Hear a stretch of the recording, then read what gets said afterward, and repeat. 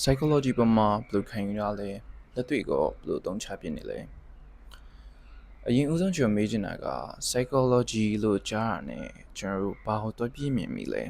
psycho ဆိုရဲလူတယောက်စိတ်ဖောက်ပြန်နေရလားဒါမှမဟုတ် psychopath ဆိုရဲအယူဆွဲတန်တဲ့လူတွေကိုပြောရလားဒါဆိုရင်ကျွန်တော်ကိုယ်တိုင်လည်း psychopath တယောက်ဖြစ်တယ်လို့ပြောယူလို့ရပါတယ်ဆိုတော့ပါအဓိကကျွန်တော် psycho ဆိုရဲစကားလုံးကြားလိုက်တာနဲ့ဒီလူအုံတော့မကောင်းတာလားစိတ်ဖောက်ပြန်နေရလားဆိုပြီးတော့ကျွန်တော်တွေးမိတတ်ပါတယ်ဟုတ်ပါတယ် psycho ဆိုရဲစကားလုံးကလူတယောက်စိတ်ဖောက်ပြန်နေအောင်ပြောတာပါဒါပေမဲ့ psycho ဆိုရဲစကားလုံးနောက်မှာ LOGY ဆိုပြီးတော့ပေါင်းထည့်လိုက်ရင်ကျွန်တော်ဘာလို့ခေါ်လဲဆိုရင် psychology ဆိုရဲပညာရပ်တစ်ခုဖြစ်လာတယ်ဒါကိုစကားတစ်လုံးနဲ့နားလည်အောင်ရှင်းပြရမယ်ဆိုရင်ကျွန်တော်လူတွေကိုနားလည်ခြင်းပညာရပ်တစ်ခုလို့ပြောလို့ရပါတယ်ခဏနေပါအောင်လူတွေကိုနားလည်ပေးရမယ်ခုအနေနဲ့ဘာကိစ္စလူတိုင်းကိုနားလည်ဖို့ကြိုးစားရမှာလဲလူတယောက်နားလည်ပေးဖို့ဆိုတာနဲ့တင်တော်တော်လေးကိုပင်ပန်းနေပါတယ်ကျွန်တော်အနေနဲ့လူတိုင်းလူနားလည်ပေးရမယ်ဆိုရင်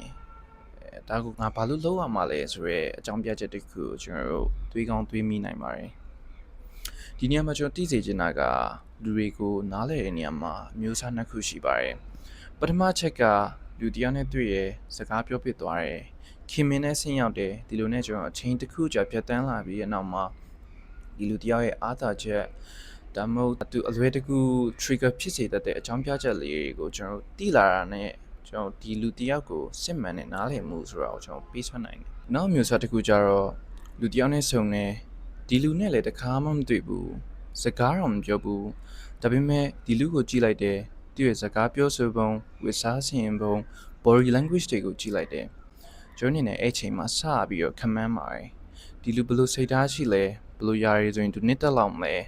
သူ့ကိုအရန်ချီကလိုက်ရင် trigger ဖြစ်သွားစေမလားဒါမှမဟုတ်သူနှစ်သက်လောက်မဲ့ຢာတစ်ခုနဲ့ conversation တစ်ခုစတင်လိုက်ရင်ပိုမကောင်းဘူးလား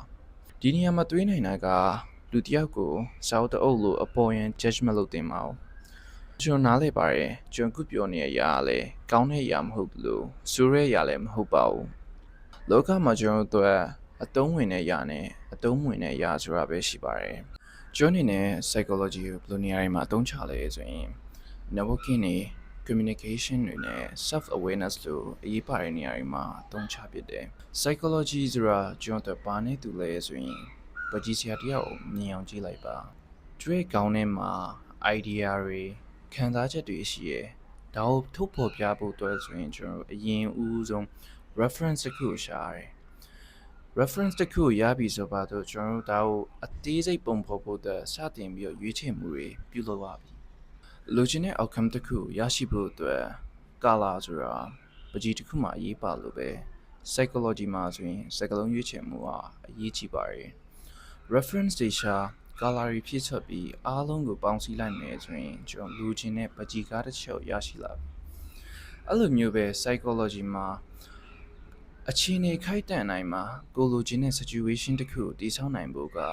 လွယ်ကူဘူးဆိုတာကျွန်တော်နားလည်ပါတယ်ဒါပေမဲ့ကိုအနေနဲ့ကြိုးစားကြည့်ချင်တယ်ဆိုရင်အခုကျွန်တော်တို့လူတစ်ယောက်နဲ့တွေ့တော့မယ်ဆိုပြီးမြင်အောင်ကြည့်လိုက်ပါအဲ့မတိုင်ခင်မှာ